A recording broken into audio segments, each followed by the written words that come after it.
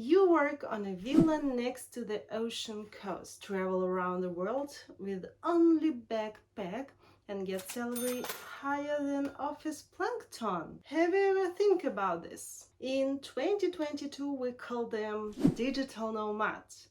But today we will talk about real nomad people of Kyrgyzstan and their clothes. Is there a connection between Italy and Kyrgyzstan? Of course. On the territory of modern Kyrgyzstan, one of the branches of SilkRoad passed, along which was delivered silk and others. Look at these three pictures. The fabric left from here, traveled through here and came to here. All these people had access to Chinese silk, and all these people used this silk in their clothes, and how different these clothes were. This is the reason why I decided to explore clothing world of each individual country, people and professions. As we people living in the same planet, having the same bodies, create radically different things under influence of external factors. Of course, now people dress the same way, jeans, t-shirts and jackets. But why do I need expensive Chinese silk if I spend most of my life on a horse in steppes and mountains where cold winds blow? Wool, felt, fur and leather. That's what I need. I'm doing only second video about clothing of different countries. Here is about Korea. Watch it. And now I realized that all reconstructions of traditional costumes that we see in museums is just costumes of rich people. For me, very interesting how ordinary people dress. I like this photo of traditional Kyrgyz costume where you can see a man in just simple trousers, shorts and a kind of kaftan and very cute traditional felt hat. On a woman I noticed white dress with straight cut with belt, and it's very comfortable dress when you're thin, when you get pregnant, when you become bigger, you grew up and your dress with you. There weren't any mass markets to change every day your clothes. Take once and wear well worn. I was looking for a long time what kind of fabric that they used. It looks like linen or cotton, but Kyrgyz people were and are nomads. That means they didn't grow any agriculture. They were engaged in animal husbandry. That's why we can make conclusion that it was wool. Maybe they raised sheep.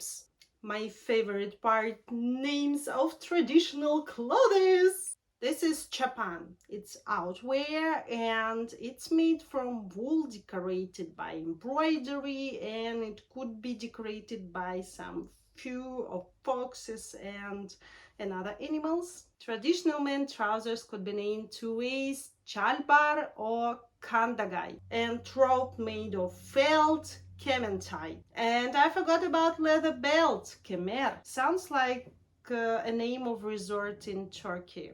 The women's dress called kaynak, and it could be worn with pantaloons. Young women wore sleeveless jackets, kiptama, made of colored velvet. But velvet is expensive material, that means that it could be only for rich people. Married women wore skirts with embroidery and fur. Men's hat called kalpak and women's elechek. Dordoy Bazar is the largest market in Central Asia. Total area 100 hectares. It's like a town. This market consists 15 districts. It sells from small goods to large household appliances. There are hundreds of large clothing factories on the territory of Kyrgyzstan. Most items made from cotton. For example, these panties from Kyrgyz factory cost 29 cents. It's also popular knitted productions. Most of the goods are exported to Kazakhstan. Traditional Kyrgyz embroidery sayma.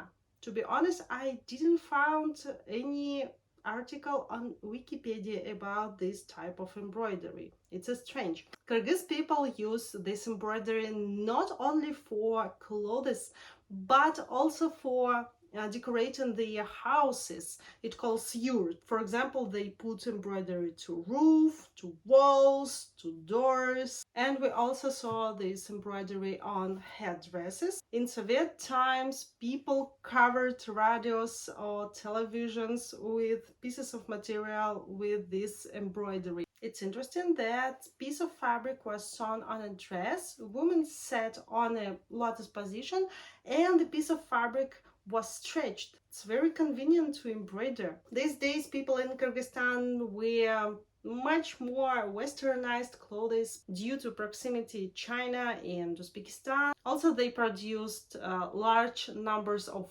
clothes themselves. People buy more new clothes, which are very affordable. You can buy full set of clothes for $50. I counted around 20 second-hand stores in Bishkek. It's the capital of Kyrgyzstan. From the photo, I can make conclusion that it's not so popular places where people buy clothes. It's maybe cheaper and more interesting to buy new clothes. And the culture of secondary consumption hasn't been formed yet. This is the world of clothes of Kyrgyzstan. Next stop is Vietnam. Give me your priceless like, subscribe this channel, and join this virtual exploring of clothing world. And then we will go to real travel and I will tell you more interesting things about clothes.